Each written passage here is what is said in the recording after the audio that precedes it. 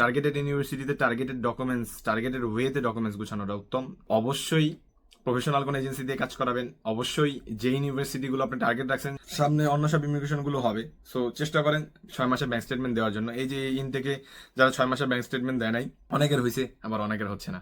So অবশ্যই 6 মাসের bank statement দেওয়ার চেষ্টা করবেন। আর হচ্ছে ব্যাংক সলভেন্সি। এখন মানে জিনিসটা অনেকে এরকম করে যে ধরেন $20,000 ভার্সিটি অ্যাপ্লিকেশনের 2-4 দিনের আগে রাখছে। ওই যে একটা রিকোয়ারমেন্টস আছে না যে ভার্সিটি অ্যাপ্লিকেশন 1 থেকে 1.5 মাস আগে 2 মাস আগে অ্যাকাউন্টে টাকা রাখাটা ভালো। অনেকে করে কি ধরেন ভার্সিটি অ্যাপ্লিকেশনের 2-4 দিনের আগে টাকা রাখছে, ব্যাংক সলভেন্সি যেই অ্যামাউন্টটা দেখানো দরকার ওটা এক্সাক্ট অ্যামাউন্ট দেখায় নাই, ওর থেকে কম দেখাইছে।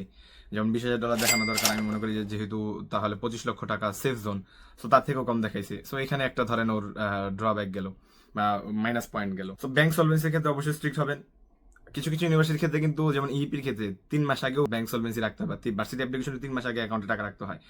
অবশ্যই প্রফেশনাল কোনো এজেন্সি দিয়ে কাজ করাবেন। অবশ্যই যে ইউনিভার্সিটিগুলো আপনি টার্গেট রাখছেন সেগুলো সেই ইউনিভার্সিটির রিকোয়ারমেন্টস অনুযায়ী, যে ধরেন প্রত্যেকটা ইমিগ্রেশনে তো আলাদা রিকোয়ারমেন্টস থাকতে পারে, প্রত্যেকটা ইউনিভার্সিটির আলাদা রিকোয়ারমেন্টস থাকতে পারে। সো টার্গেটেড ইউনিভার্সিটিতে টার্গেটেড ডকুমেন্টস, টার্গেটেড ওয়েতে ডকুমেন্টস গুছানোটা উত্তম।